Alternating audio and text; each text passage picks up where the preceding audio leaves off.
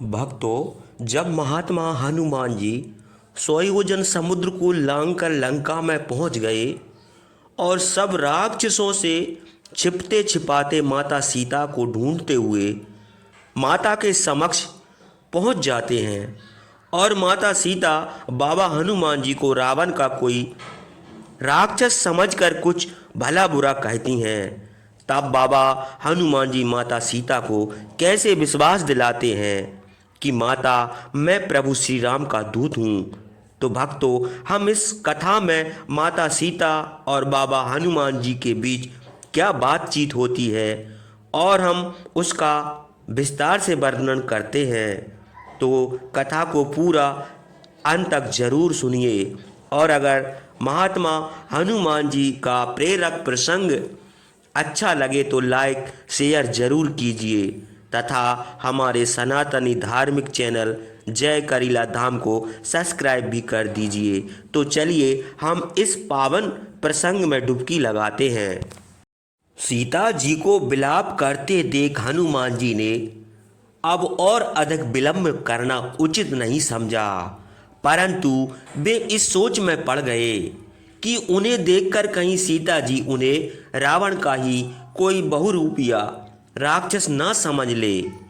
इसलिए मुझे यहीं बैठे बैठे राम जी का अब तक की कथा का वर्णन करना चाहिए।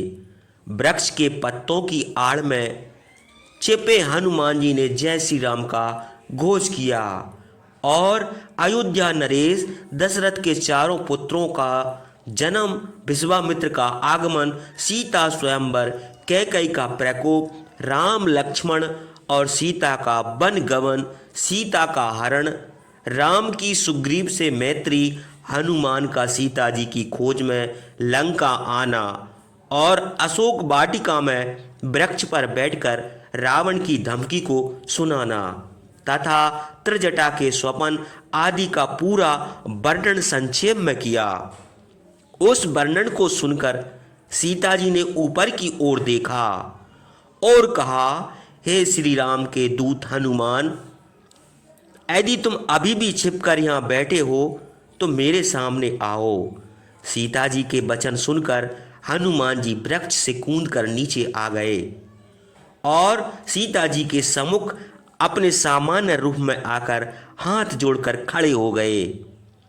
उस बानर को देखकर सीता जी ने पूछा, मैं यह कैसे मानूं कि तुम श्री राम के दूत हो? तुम तो बानर हो। हनुमान जी ने हाथ जोड़कर कहा, हे माते, मैं श्री रामचंद्र जी का दूत हूँ और आपके लिए उनका संदेश लाया हूँ। श्री राम जी अपने छोटे भाई लक्ष्मण जी के साथ सकुशल हैं। यह कहकर हनुमान जी ने श्री राम जी की मुद्रिका सीता जी को दी और कहा, इस अंगूठी से आप मुझ पर विश्वास कर सकती हैं। यह श्री राम ने ही मुझे दी है और कहा है कि वे यथाशीघ्र आपको संकट से मुक्त कराने के लिए यहाँ आएंगे। सीता जी ने अंगूठी को देखकर पहचाना तो उनकी आंखें भर आईं और उनके टप टप आंसू टपकने लगे। वे रूंधे स्वर में बोली, हे बानर श्रेष्ठ हनुमान जी, तुम सचमुच मेरे स्वामी के दूत हो, तुम्हारा कल्याण हो। परंतु मैं सोचती हूँ कि तुम वनचारी बानरों की सहायता से वे मेरी किस प्रकार रक्षा कर पाएंगे। यहाँ तो बड़े बड़े विकट राक्षस, उनके लिए कोई कार्य कठिन नहीं है। तुम बुद्धिमान लगते हो, पर क्या इतने शक्तिशाली भी हो जो इन राक्षसों का सामना कर सको? सीता जी के वचन सुनकर हनुमान जी ने अपना विशाल रूप दिखाया और कहा, माते, आप मुझे साधारण बानर ना समझो। मेरे जैसे यदि आपकी आज्ञा हो तो मैं अकेला ही इस लंका का विध्वंस कर सकता हूँ और लंकापति रावण को उसके समस्त बंधु बांधवों सहित रसातल में पहुंचा सकता हूँ। हनुमान जी के कौशल स्वरूप को देखकर सीता जी ने आश्वस्त होकर कहा, वत्स, तुम बड़े पराक्रमी हो, तुम्हारी शक्ति अपार है। तुम 100 योजन समुद्र को लांघ कर यहाँ आए। मैं तभी समझ गई कि तुम कोई साधारण बानर नहीं हो। अब तुम फिर से अपने सामान्य रूप में आ जाओ और मुझे स्वामी के विषय में बताओ। क्या वे मुझे याद करते हैं? प्रिय लक्ष्मण का कहना ना मानकर मैं उसकी खींची रेखा से बाहर आकर उस छलिया रावण को भिक्षा देने लगी। तभी उसने बलपूर्वक मेरा अपहरण कर लिया। आज मैं उसी का फल भोग रही हूँ। वह मुझसे अवश्य रुष्ट होगा। हनुमान जी ने कहा, माते, आपने मुझे अपना पुत्र कहकर पुकारा है।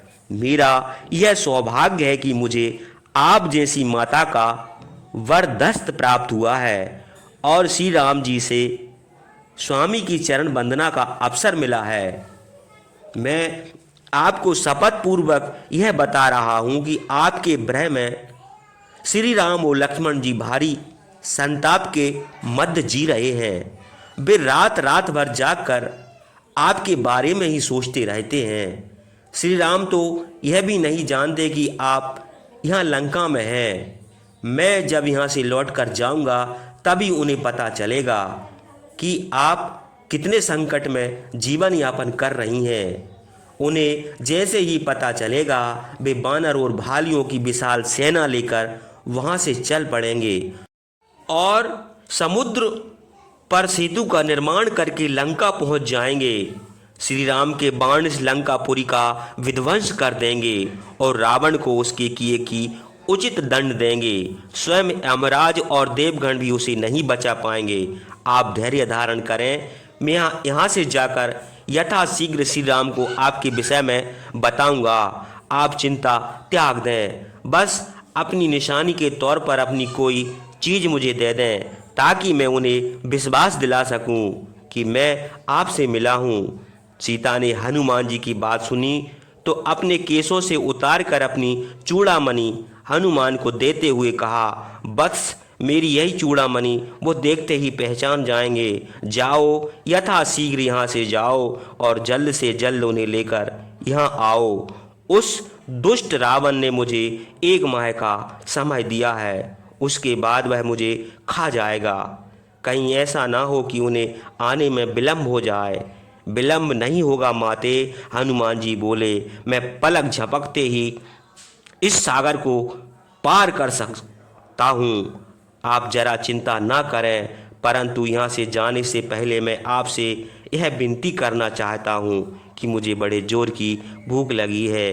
यदि आप आज्ञा दें तो मैं इस वाटिका में लगे फलों से अपनी भूख मिटा लूँ।